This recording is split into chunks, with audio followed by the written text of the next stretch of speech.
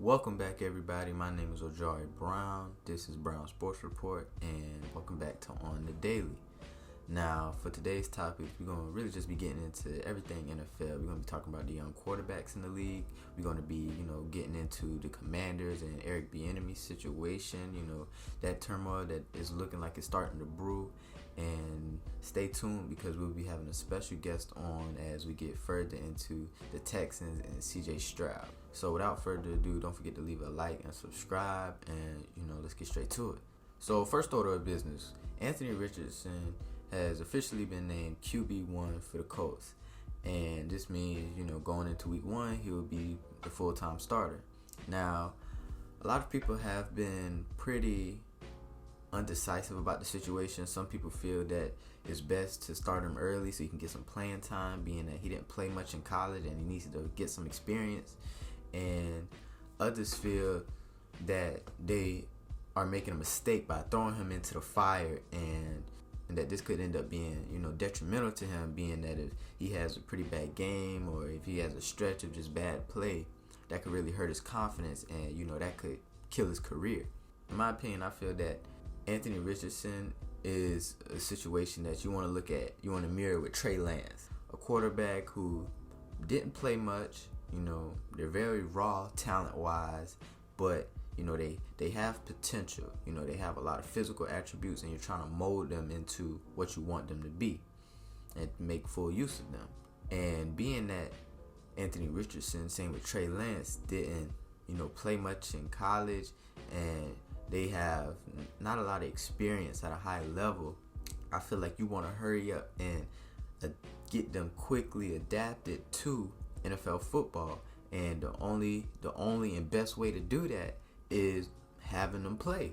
So I think Anthony Richardson, with the interviews he's shown, with reports that's come out, just about his character and his demeanor and just how he carries himself, I think he is ready to take on the role, maybe not as a quarterback yet, but, mentally and in his mind, I think he's very capable of handling it, and, good or bad, he's willing to keep a level head, and, it won't hurt his confidence as much. I think he knows what he's capable of. He believes what he's capable of. Same with the organization. And in about a year or two of just racking up experience and just getting comfortable, I think he can be very scary as a player, and I look forward to seeing what he can do. Okay, moving on into the Commanders' Eric Bieniemy situation.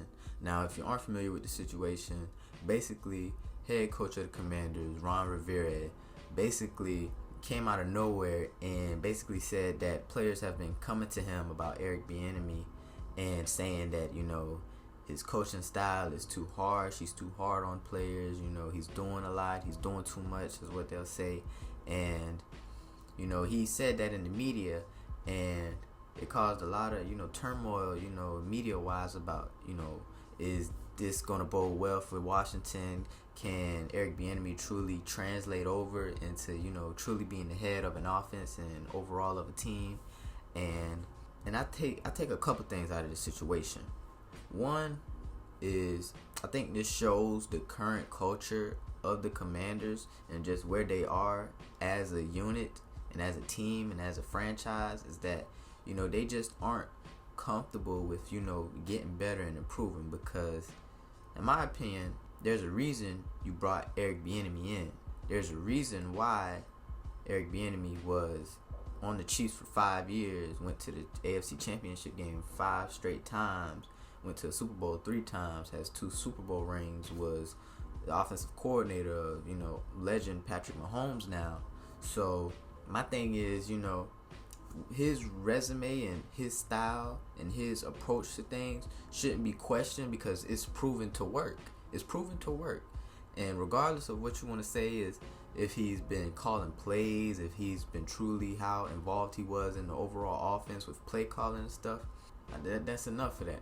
He's been under a great mind of Andy Reid. He's been involved with seeing Patrick Mahomes every day, seeing what it takes to make winning football. You brought him over for that, and Ron Rivera, this guy is your assistant coach, essentially being your offensive coordinator, and I feel like you should have defended him. First off, I don't think you should have brought that to the media.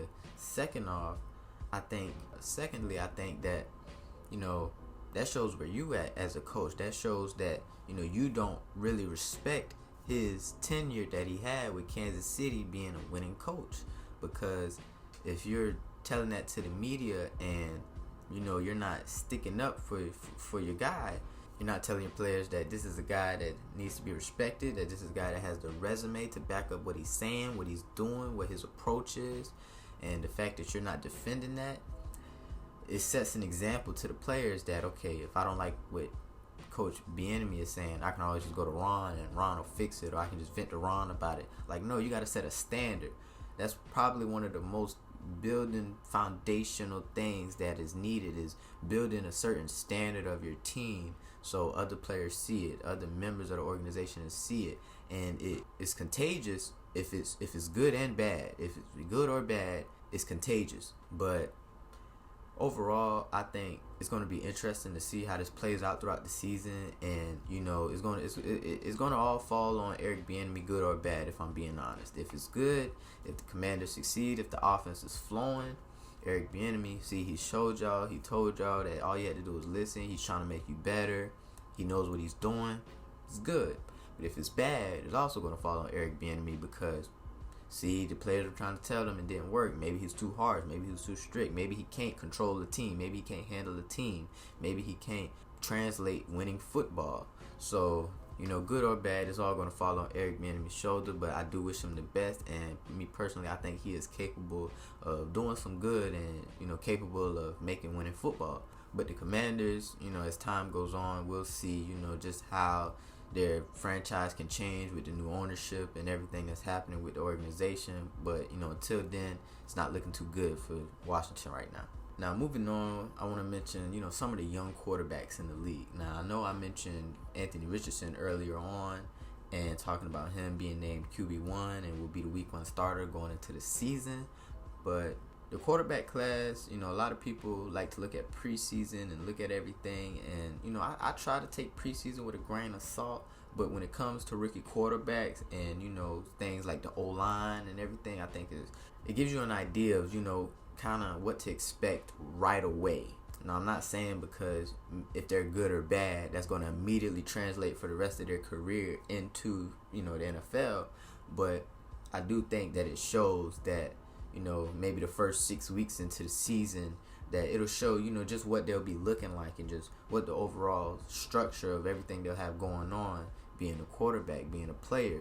Now, when you look at guys like C.J. Stroud, Bryce Young, Anthony Richardson, it hasn't been razzle-dazzle, it hasn't been anything amazing, but I wouldn't expect it to be. I don't know why you expect it to be. There is a transitional period and an adjusting period, so I do understand that. But, going with Bryce Young and C.J. Stroud, a lot of people have been kind of picking at them and getting on them because, the first couple preseason games they've had, it hasn't been looking so good, it hasn't been looking great, and a lot of people are jumping to conclusions and saying these guys aren't any good. I think everyone should just calm down and realize, they might not look ready now, but they're rookies. I feel like these guys should play in preseason, get right in training camp. If they have a veteran QB, have them play behind him. Have them not start, have the veteran start, and let them watch the veteran for a year, for half the season or so, just to, slowly transition him. Anthony Richardson is a different situation because I feel he has to play just to get experience. But, C.J. Stroud and Bryce Young, those are guys that have played a lot of college football.